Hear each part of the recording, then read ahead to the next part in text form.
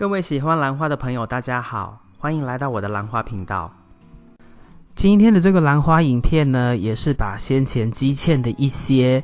影片还有照片记录呢，一并都跟大家在这个影片当中分享。这颗兰花呀，在我频道里面有一段时间没有跟大家介绍了，所以这个影片呢，就会有这颗兰花的3次开花周期的一些照片，还有影片记录。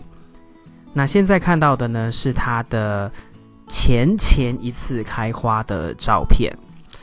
那这一株兰花，在我影片之前上一次跟大家分享，当然就是已经至少2-3年前的事情。那一次呢，是主要是在跟大家讲说，这株兰花它开花的这个花朵呢，花梗是很整齐的下垂，然后花排列很整齐。那是教大家说，我是怎么做到的那主要就是在于就是阳光接受到阳光的角度，还有你摆放兰花的位置，然后挪动的时候放回去的位置是不是一致，这样你就能够控制那个兰花花梗长得整不整齐。好，那这边就是它第一个开花周期的一个影片记录。当时啊，它的根系长得还算不错，但是它的叶子只有4片。我个人啊，觉得3-4片叶子的兰花呢，是算还需加强的兰花那3片叶子的兰花，比如说啊，就是我觉得是已经几乎不健康的，所以这个4片我觉得它还是在营养上面需要一点加强。那我之所以上一次开花周期呢，没有把这一段跟上一次开花周期一起跟大家分享，是因为我有休息几个月嘛，所以呢就积欠到现在，那就一并把它3个周期的资料全部都在这个影片里面浓缩起来给大家看，因为我不想要再积欠了，这样子的话感觉有点太久了。那因为它是一颗超市兰花，所以我在对它进行上一次换盆的时候呢，用的这个大颗粒的 Hydrocorn， 我其实没有多加思索，我就是觉得这颗兰花的根系应该是有办法承受这种大颗粒，整杯都是大颗粒的这种介质，所以看起来它还算喜欢这一种大颗粒的介质，因为大颗粒空隙多所以它除了说根系有比较多的生长空间之外呢，其实它水分蒸发当然也就比较快，所以在浇水上面呢，其实是你的浇水频率啊，还有就是是不是要喷水去加湿它的这个气根的部分都要常常去观察。那我这边的话呢，因为感觉还可以，所以我没有对它进行第2次一个浇水周期第2次的给水。那这边很快的就进入到了上一个开花周期，也就是今天要介绍的第2个开花周期的一些照片还有影片片段。这颗兰花也是非常容易就在我这边当地超市可以看得到的一个品种，黄底，然后有一点点红色的花瓣，然后呢桃红色的唇，这个颜色的组合，这样的品相是相当容易在我这边会看到的。那它是没有香味的超市兰花，所以完全就是一款看花然后跟观叶，它就不是在嗅觉上面能够提供你任何刺激的一款花这株兰花也是每1周都会得到1/4杯的水量。那我这颗兰花在水量上面呢，我没有再做太多的变动，因为这颗兰花从我以前养到现在呢，这样子的水量对它来说是很够，而且看它的长势我觉得是 OK， 只是在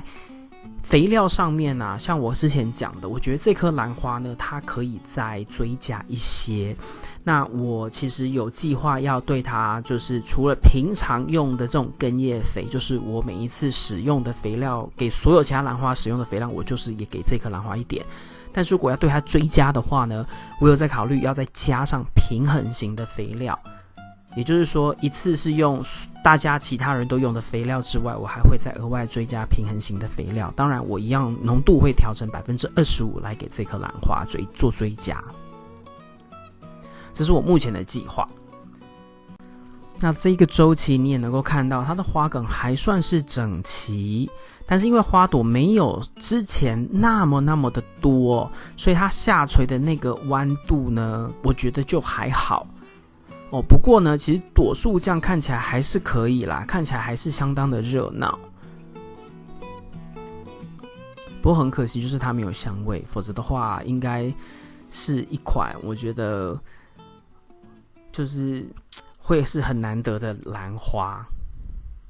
它像这种有橘色有红色的啊，有时候就是会让人家想到夕阳西下的那种颜色嘛。因为有一款千代兰、万代兰啊，就叫做 Bangkok Sunset， 就是曼谷的那个夕阳，那款花的那个颜色跟这个就有一点雷同。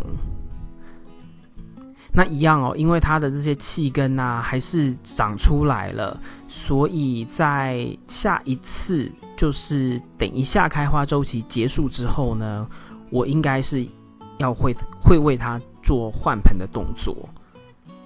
否则的话会占用掉太多的平面空间。那你也有看到杯内其实有一些根系明显已经坏死了，好在是因为它还有其他很好的根系在杯子里面做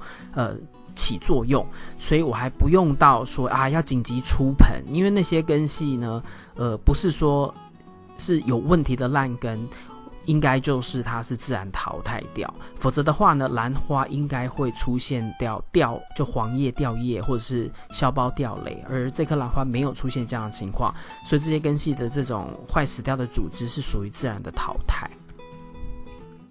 否则的话，说真的，兰花它会给你就是出现一些问题来告诉你，给你一些警讯而这颗兰花没有这样子做，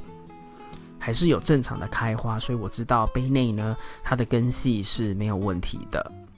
当然啦，在下一次换盆的时候呢，就要趁那个机会把坏死掉的这些根系的组织修剪掉。